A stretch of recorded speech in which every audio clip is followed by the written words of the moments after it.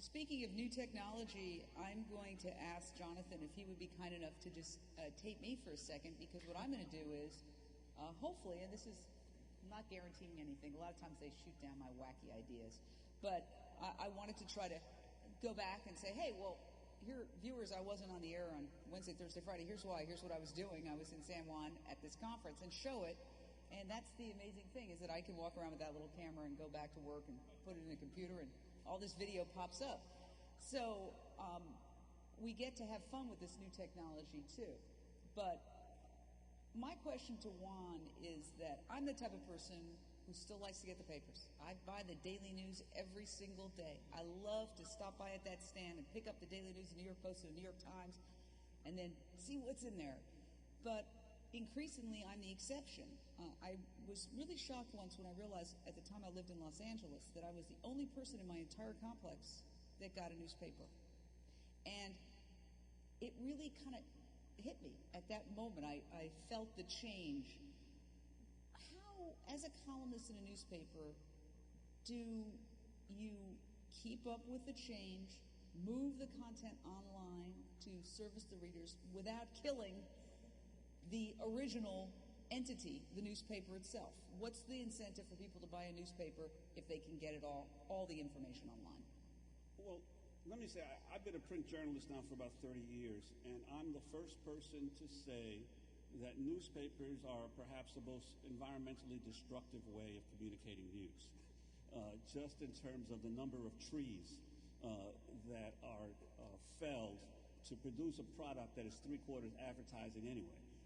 But I think that the other side of that camera, following that model, we could put cameras all around America on every street corner and eliminate all the reporters.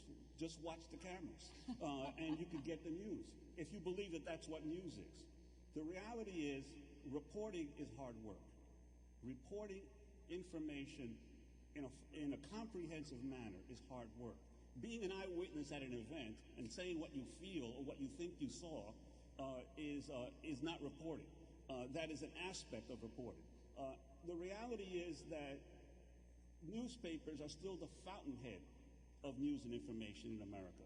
They may not be where people go to get their news, but the newspapers are still the only ones that have large bodies of people who are actually paid every day to cover the city government, to cover the state government, to cover the public school system, so that the reality is that's why you see so much of the internet is recycled news from newspapers, because the issue is not what platform you report the news in, whether it's in print, radio, or TV.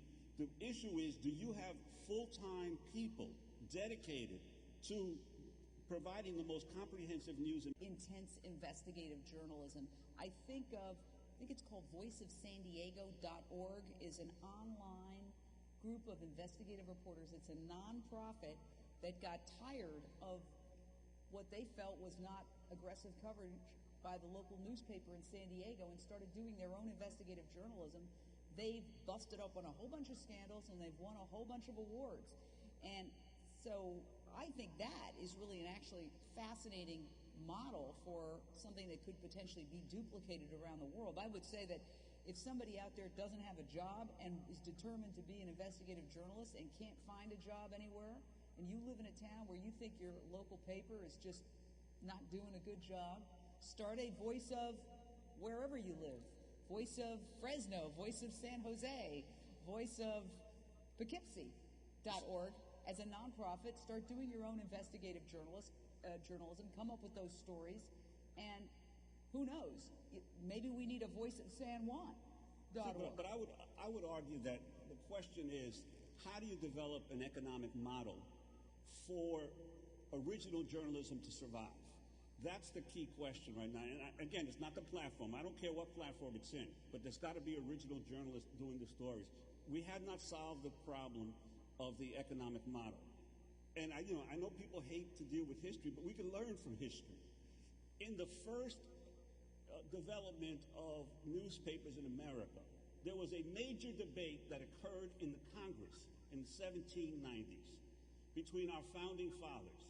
It was over what kind of a postal system would America have. On one side were Washington, Jefferson, and Franklin. On the other side were Madison and Eldridge Gary and some of the other founding fathers. One side said the government has a responsibility to make sure that the citizens of this new republic are informed, and therefore Washington, Jefferson, and Franklin argued that the government should deliver newspapers to every American wherever they are for free. For free. The government should pay the cost. On the other side were Madison and Eldridge Gary and these others who said, no, the market should, the newspaper should pay whatever it costs to deliver that newspaper, the postal system should be charged. They went back and forth for months on this in Congress. Finally, they reached typical American-style compromise, right? It wasn't going to be free. It wasn't going to be market rate. It was going to be a subsidized rate, second-class postage. And what ended up happening, the second-class postage system, is how newspapers were delivered. Throughout the 19th century, 90% of the traffic of the United States postal system was not letters. It was newspapers, 90%. The government was subsidizing thousands of newspapers being able to survive all around the country. Until the Civil War, the largest employment in the federal government was the Postal Service. There were more postal employees than there were people in the United States Army until the Civil War.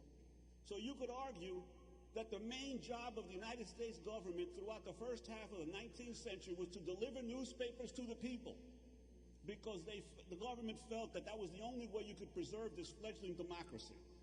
The government made a decision. We need informed citizenry. The same thing happened with television and radio licenses. The government gave the television and radio licenses for free. They didn't charge them. They gave them for free to these television stations. At every stage, the government makes a decision. How valuable is it to inform the American people so that they can practice democracy?